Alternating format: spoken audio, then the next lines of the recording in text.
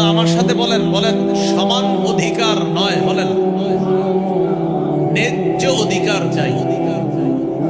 নারীদের সমান অধিকার না ন্যায্য অধিকার? যেন স্লোগানটা হবে কি, ন্যায্য অধিকার, সমান অধিকার। এটা অন্যায়। ওই নারীরা বলতে পারতো যে নারীদের ন্যায্য অধিকার চাই, কারণ আমাদের দেশে অসংখ্য নারীরা ন্যায্য অধিকারই পায় না। আসল কথা কি জানেন? আসলে অধিকারকে পাইলো না পাইলো এটা ওদের উদ্দেশ্য না, ওদের উদ্দেশ্য কোরআনের বিরোধিতা করা। নারী বিষয়ক সংস্কার কমিশনের 318 পৃষ্ঠা ব্যাপী ওটার আরেকটা অধ্যায়ের মধ্যে আছে বহু বিবাহ রোধ বা বহু বিবাহ প্রথা বিলুপ্তকরণ। এটার দ্বারা উদ্দেশ্য হলো আল্লাহ তাআলা সক্ষম কোন পুরুষের জন্য, যে ব্যক্তি একাধিক স্ত্রীর মাঝে সমতা বিধান করতে সক্ষম এবং কারো মাঝে সে জুলুম করবে না, অন্যায় করবে না, ইনসাফ প্রতিষ্ঠিত করবে, এমন সক্ষম পুরুষের জন্য 2, 3, 4 জনকে বিবি বানানোর বৈধতা দিয়েছেন কে? এখন এই যে ধারা অধ্যায় যে বহু বিবাহ রোধ বা বহু বিবাহ প্রথা বিলুপ্ত, এটার দ্বারা উদ্দেশ্য সূরা নিসার 3 নম্বর আয়াতকে অস্বীকার করা।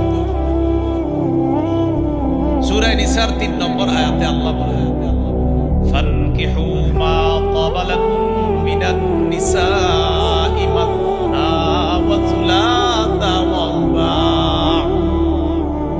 নারীদের মধ্যে বিয়ের জন্য তোমাদের যাদেরকে পছন্দ হয় তাদের মধ্যে 2, 3, 4 জনকে তোমরা বিয়ে করতে পারবে। এর পরের আয়াতে আল্লাহ বলেন ফাইন খিফতুম আল্লা তা'দিলু ফাওয়াহিদা, যদি একাধিক স্ত্রীর মাঝে সমতা বিধান করতে সক্ষম না হও তাহলে একজনই ঠিক আছে।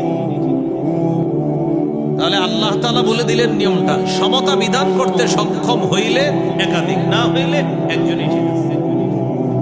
এখন বলেন বিবাহ প্রথাটা এটা হলো বৈধ বিধান, এটার বিপরীতে একজন পুরুষ 14 জন নারীর সাথে অবৈধ সম্পর্ক রাখা এটা হলো হারাম।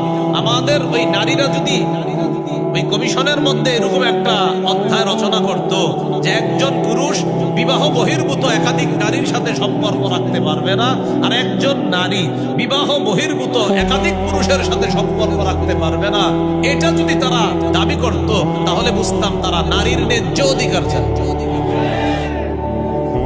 আপনি দেখেন বুঝতেন একজন পুরুষ যদি 14 জন নারীর সাথে সম্পর্ক রাখে কোনো সমস্যা নেই, বেটা বৈধ বিয়ে করলে সমস্যা নেই। শুধু কি সমস্যা, কাবিন নামাও দেখাতো। এটা অবশ্য সবাই না, শুধু হুজুরই না। এই হলো আপনার আরেকটা।